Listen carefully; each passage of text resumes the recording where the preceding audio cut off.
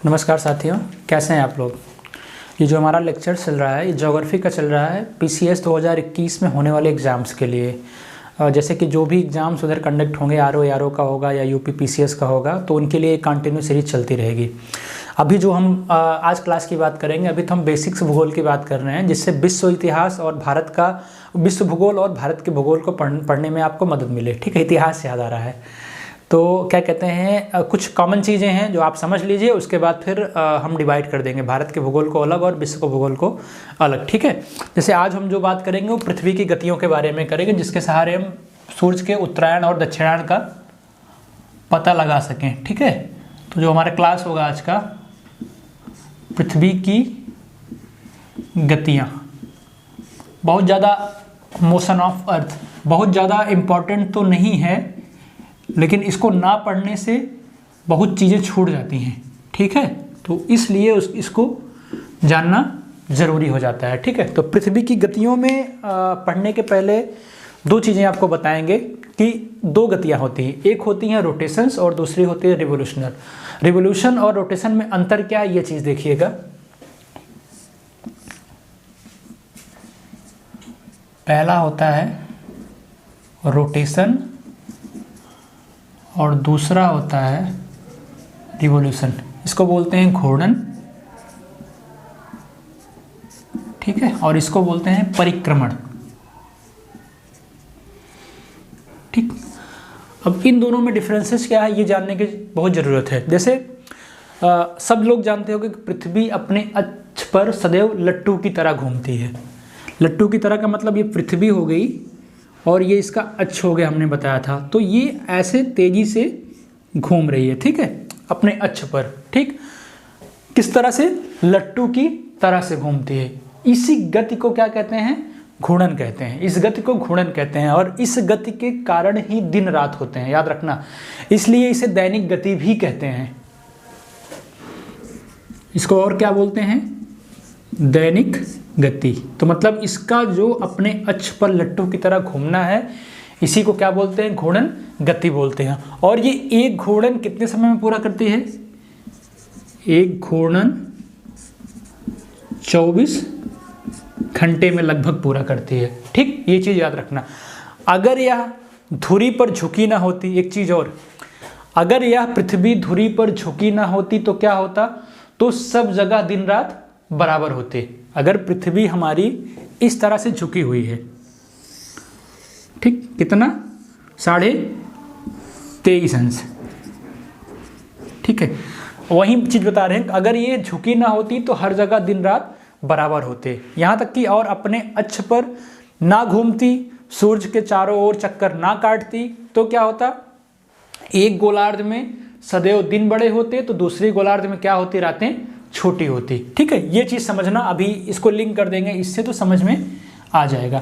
और दूसरे में क्या है? परिक्रमण गति में क्या है? परिक्रमण में ये है कि अपने अक्ष पर घूमने के साथ साथ हमारी पृथ्वी जो है सूर्य के चारों ओर भी घूमती है। किस गति से? अंडाकार गति से। ये सूर्य हो गया, पृथ्वी अपने अक्ष पर तो घूम ही रही है, ये अपने अक्ष पर भी घूम रही है और साथ में इधर से घूमते घूमते ये सूर्य के भी चारों ओर चक्कर काट रही है। तो ये आपका क्या हो गया? ये हो गई आपकी परिक्रमण गति। और इसे घूमने में 365 दिन लगता है। इस तरह की गति को घूमने में कितना लगता है? 365 दिन लगता है। ठीक है, अभी इसी चीज़ को आगे समझाने का प्रयास करेंगे। 365 दिन 6 घंटे होता है, लेकिन लगभग 365 दिन लगता है। तो पृथ्वी सूर्य के चारों ओर अंडाकार अक्ष के सहारे घूमती है, अतः पृथ्वी सूर्य के मध्य की दूरी क्या होगी? परिवर्तित होती रहती है। याद रखना, पृथ्वी सूर्य के मध्य की दूरी परिवर्तित होती रहती है। अगर ये दूरी ज़्यादा होती है और ये दूरी कम होती है तो क्या होता है? अगर दूरी ज़्यादा होती है तो इसको क्या बोलते हैं?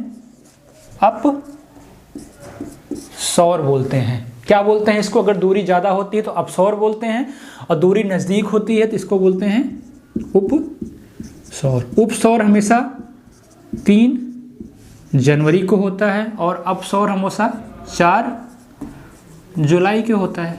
इनकी गणना करें तो सूर्य अगर क्या कहते हैं पृथ्वी यहाँ पे है, ठीक, उपसौर का मतलब पृथ्वी सूरज के नज़दीक है। तो क्या होगा, तो अगर सूरज की किरणें सीधी इस पे पड़ेंगी उत्तरी गोलार्ध पे, तो ये तो गर्म होगा ही होगा, लेकिन नज़दीक होने के कारण दक्षिणी गोलार्ध भी थोड़ा बहुत गर्म होगा।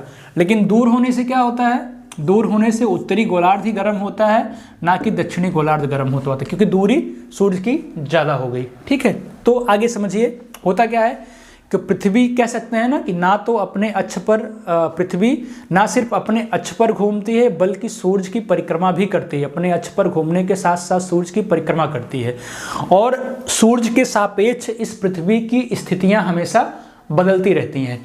और परिक्रमण के 4 मुख्य अवस्था होते हैं, उन चीज़ों को समझने की ज़रूरत आपको है। जब ये पृथ्वी सूरज के चारों ओर परिक्रमा करती है तो इसकी 4 मुख्य अवस्थाएं होती हैं। इन्हीं अवस्थाओं से ऋतु का परिवर्तन होता है, जो हम बोलते हैं शरद ऋतु, ग्रीष्म ऋतु, ठीक है, बसंत ऋतु। इन्हीं परिक्रमण से, इन्हीं अवस्थाओं से जो इनकी चारों हैं, उसी से सूरज का ऋतु परिवर्तन होता है, या पृथ्वी पर जो है ऋतु का परिवर्तन होता है। ठीक है, और कैसे होता है ये चीज़ देखिए, इसको मिटा रहे हैं। ये था आपकी जानकारी के लिए थोड़ा सा बेसिक्स। और घूर्णन और परिक्रमण क्या होता है, अब देखना घूर्णन और परिक्रमण को एक साथ। जी हो गया आपका सूरज, ठीक है, ये हो गया आपका सूरज, और आपकी पृथ्वी जो है, यहाँ मैंने क्या बताया कितनी अवस्थाएं होती हैं, 4 अवस्थाएं होती हैं। इन चारों अवस्थाओं को समझने की आपको ज़रूरत है, क्योंकि पृथ्वी अपने अक्ष पर भी घूम रही है और सूरज के चारों ओर चक्कर भी काट रही है। ठीक है, नॉर्थ साउथ 23 अंश झुकी हुई है, सीधा यहाँ जाएगा तब 23 अंश झुका के बना रहे हैं, नॉर्थ और साउथ। यहाँ पे ऐसे घूम रही है, और घूमने के साथ क्या कर रही है, इधर भी घूम रही है, सूरज के चारों ओर भी चक्कर काट रही है। ठीक, पहले इसको देख लीजिए अच्छे से। ठीक है, नॉर्थ साउथ, ठीक, ये इसका नॉर्थ हो गया, ये इसका साउथ हो गया। देखिए 4 सेक्शन में डिवाइड कर दे रहे हैं। एक को बोलते हैं, जो सबसे इंपॉर्टेंट आपने सुना होगा, मकर संक्रांति, कर्क संक्रांति, शरद ऋतु क्या होता है, विषुवत ऋतु क्या होता है, सूरज का उत्तरायण और दक्षिणायन कैसे होता है, इन चीज़ों को समझने की ज़रूरत है। 21 मार्च को जो अवस्था होती है कुछ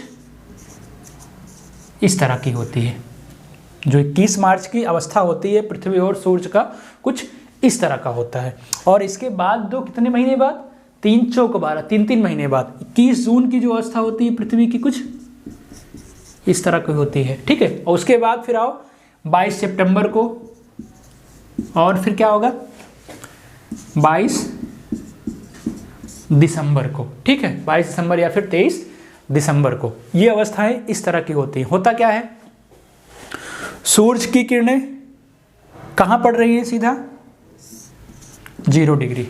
ठीक है, विषुवत रेखा पर। इन दोनों कंडीशंस में क्या होता है, सूरज की किरणें विषुवत रेखा पर ही पड़ती हैं। ठीक है, लेकिन ये मॉड्यूल थोड़ा सा चेंज है। नॉर्थ साउथ ऐसा है तो विषुवत रेखा कैसा होगा, कुछ इस तरह होगा। ध्यान देना, नॉर्थ साउथ ऐसा है तो विषुवत रेखा कैसी होगी, कुछ इस तरह होगी। तो यहाँ पे विषुवत रेखा पर नॉर्थ पे सूरज की किरणें सीधी पड़ रही हैं, लेकिन यहाँ पे कहाँ पड़ रही हैं, साउथ पे सूरज की किरणें सीधी पड़ रही हैं। समझ में आया?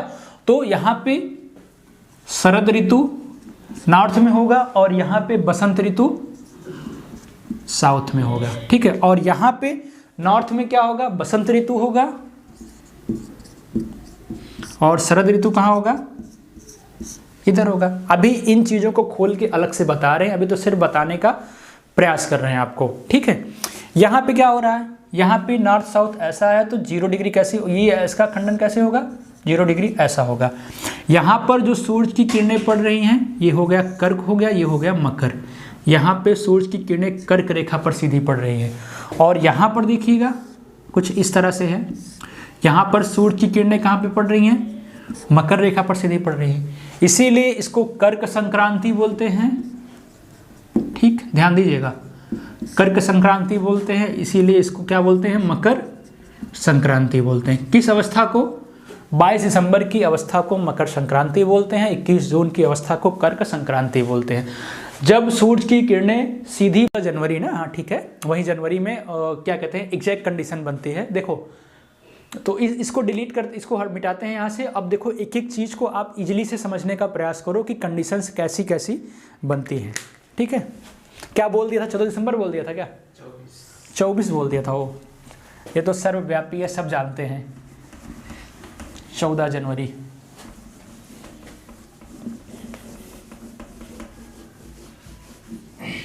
देखिए अब इसी फिगर को अगर बना लिए हैं ना, तो इस फिगर को समझने का प्रयास करिए कि कंडीशंस कैसी बनती है। देखो ये हो गया, एक तरफ बना दे रहे हैं फिगर को, ये हो गया आपका सूरज, ठीक है। और पहले हम देखते हैं कर्क संक्रांति को, 21 जून की अवस्था पे क्या कंडीशंस बनेगी। ये हो गया आपका सूरज और आपकी पृथ्वी हो गई इस तरह की, ठीक। अभी हमने कैसे बनाया था, ध्यान देना। आपकी पृथ्वी हो गई इस तरह की, नॉर्थ और साउथ। इसको हमने क्या बताया, इसको क्या बोलते हैं, कर्क संक्रांति बोलते हैं, कर्क संक्रांति। ये हो गया 0 डिग्री, ठीक है।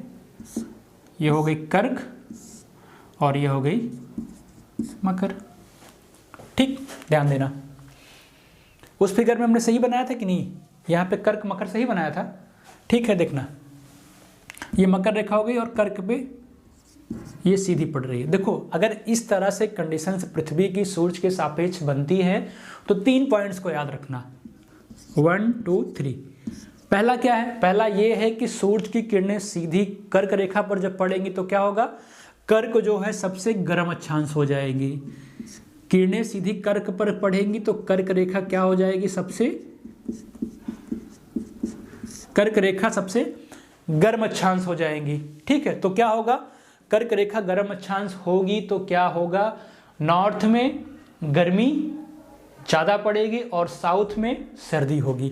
तो नॉर्थ में कर्क रेखा है तो नॉर्थ में क्या होगा, गर्मी पड़ेगी और साउथ में क्या होगा, सर्दी पड़ेगी।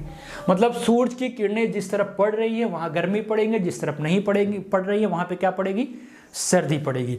और दूसरा क्या होगा, दूसरे पॉइंट्स को ध्यान देना कि 21 जून को कर्क रेखा के सहारे क्या होगा, सूरज की किरणें कर्क के सहारे पड़ रही तो कर्क की रेखा के सहारे 21 जून को क्या होगा, दिन लंबे होंगे, ठीक है। 21 जून को कर्क रेखा के सहारे दिन लंबे पाए जाएंगे और रात क्या होगी, छोटी होगी।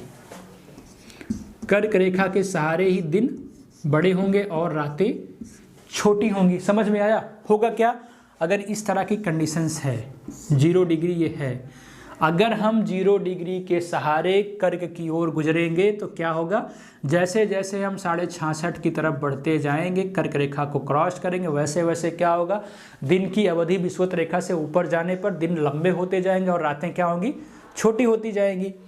इसीलिए नॉर्वे में क्या होता है, दिन लंबे होते हैं तो नॉर्वे यहाँ पड़ता है। नॉर्वे में क्या होता है, नॉर्वे में 24 घंटे का दिन पाया जाता है, ठीक। नॉर्वे में उगता हुआ सूरज का देश बोलते हैं इसको ना। नॉर्वे जैसे देशों में 24 घंटे का दिन पाया जाता है, लेकिन वही कंडीशन सेम इधर क्या बनती है, इधर 6 महीने का दिन होता है कह सकते हो। और अगर हम इसके सहारे साउथ में जाएं तो क्या होगा, यहाँ पे दिन छोटे होते जाएंगे क्योंकि सूरज की किरणें तो कर्क की तरफ पड़ रही है, इधर कम पड़ रही है, तो दिन इधर क्या कहते हैं, छोटे होंगे और रातें बड़ी हो जाएंगी। तो इधर 6 महीने की रात पाई जाएगी। तो 21 जून को कंडीशन, ये कर्क संक्रांति की कंडीशन आपको समझ में आई ना, ठीक है। कर्क की कंडीशंस आपको समझ में आ गई। अब आगे देखिए मकर की कंडीशंस क्या होती है, या फिर मकर के बाद इसके बाद क्या था, इसके बाद नीचे शायद 21 मार्च की कंडीशन थी। देखिएगा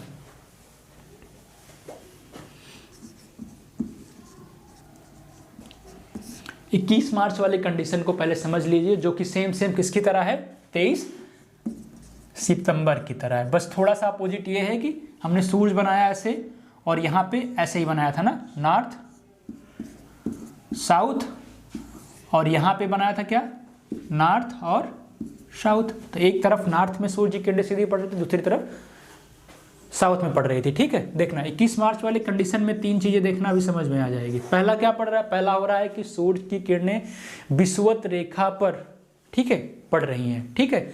तो विषुवत रेखा पृथ्वी की सबसे गर्म अक्षांश होगी। ठीक, क्योंकि यहाँ पे दोनों कंडीशंस में विषुवत रेखा आ जा रही है ना, नॉर्थ साउथ होगा तो 0 डिग्री इधर भी आ जा रही है, इधर भी आ जा रही है। तो वैसे भी विषुवत रेखा क्या कहते हैं, वर्ष भर क्या कहते हैं, उस पर दिन रात की अवधि समान होती है, याद रखना। तो सूर्य की किरणें विषुवत रेखा पर पड़ेगी तो विषुवत रेखा पृथ्वी की सबसे गर्म अक्षांश होगी। ठीक है, तो 0 डिग्री सबसे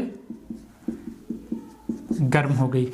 समझ में आया इतना। दूसरा क्या है, नॉर्थ साउथ के समान, नॉर्थ और साउथ के समान क्या होता है कि दोनों तरफ ऊष्मा की मात्रा, पृथ्वी जो सूरज के निकलने वाले ऊष्मा की मात्रा है वो जितना नॉर्थ में मिलेगा उतना ही किधर जाएगा, साउथ में भी जा रहा है। इसलिए दिन रात की अवधि भी क्या होगी, दिन रात की अवधि भी समान होगी। समझ में आया।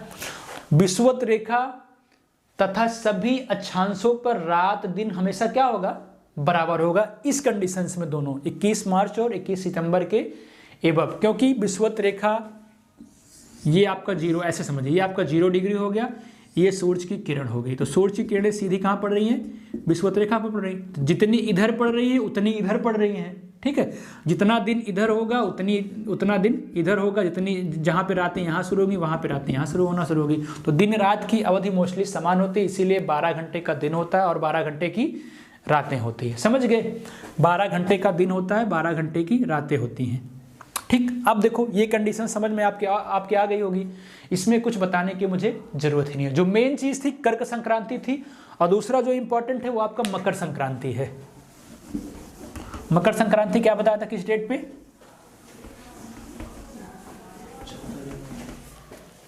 देखिए